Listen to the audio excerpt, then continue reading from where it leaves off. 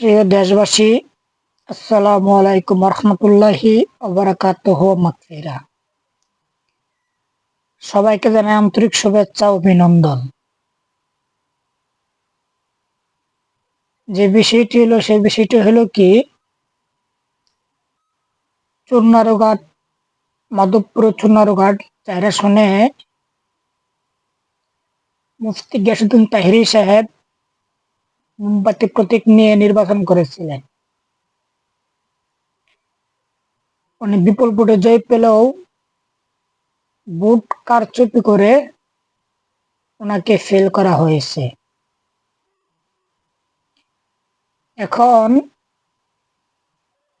দেখা যাচ্ছে কি, বিএনপি যখন ক্ষমতায় থাকে, আজকে বিএনপি বলতে হলে ক্ষমতায় আমরা দেশেই নাই, বিএনপি যখন ক্ষমতায় থাকে তখন বিএনপি কারচুপি করে তারা ক্ষমতায় চলে আসে, জনগণের কোনো মূল্যায়ন নাই। ঠিক আওয়ামী লীগ যখন ক্ষমতায় থাকে আওয়ামী লীগ এইভাবে ভোট চুরি করে ক্ষমতা চলে আসে, জনগণের কোনো মূল্যায়ন নাই। তাহলে আমি বলতে চাই, এভাবে তারা যদি ভোট চুরি করে ক্ষমতায় আসে, ক্ষমতায় তাদের বসতে হয়, তাহলে মানুষকে কেন তো মিথ্যা আশা দেওয়া লাগে? 50 কোটি টাকা ঋণ আছে, 200 কোটি টাকা ঋণ আছে, সে চোর, সে বাটপার, দুর্নীতিবাজ, দলের পক্ষে থেকে যে কলা গাছটা দাঁড় করা ওই লোকটা ফাঁস হয়ে যায়।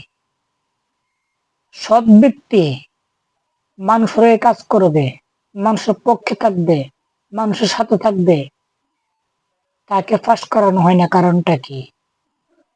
তাকে ফেল করানো হয়। যে নির্বাচনটা শুরু হয়েছে দুর্নীতি আর চুরি দিয়া, এদের দ্বারা এই দেশ সুন্দর হবে আমি বিশ্বাস করি না। যে নির্বাচনে মানুষের মধ্যে একটা আশা এবং আশা একটা আকাঙ্ক্ষা ছিল, নির্বাচন জায়গাটার মধ্যে সবাই ভোট দিতে পারবে, এতদিন পর ভোটে একটা মাঝাহার ছিল সবার জন্য। কিন্তু সেখানে দেখেন তারা কিভাবে ভোট চুরি করলো এবং ক্ষমতায় আসলো। এই অপব্যবহার কেন করা হলো? কারণটা কি? তাদের তো জনগণ দরকার নেই, তাদের দরকার হয়েছে গিয়া গুদ্দি পাইছে এই জন্য। নইলে গিয়াসউদ্দিন তাহিরি সাহেবের সাথে যা করা হয়েছে পুরোটা অন্যায়। জনাব তারেক রহমান সাহেব, আপনাকে বলি, আপনি আজকে শপথ নিয়েছেন, আমি আপনাকে বলি যে মাধবপুর চুনারুঘাটের হবিগঞ্জের 4 আসন নির্বাচন আবার পূর্ণতায় দিতে হবে, নাহলে বৃহত্তর সুন্নি জোট যদি মাঠে নামে তাহলে কিন্তু এর ফল অনেক খারাপ হয়ে যাবে ভাই। আপনি একজন সম্মানী ব্যক্তি, আপনাকে সম্মান রেখে কথা বলছি। আপনার নিজের দলকে জিতানোর জন্য, নিজের মানুষকে এমপি বানানোর জন্য একটা সৎ লোককে আপনি অন্যায়ভাবে হ্যারাসমেন্ট করতে পারবেন না। এমন এখানে আগের বাংলাদেশ কিন্তু না, এখন ডিজিটাল বাংলাদেশ।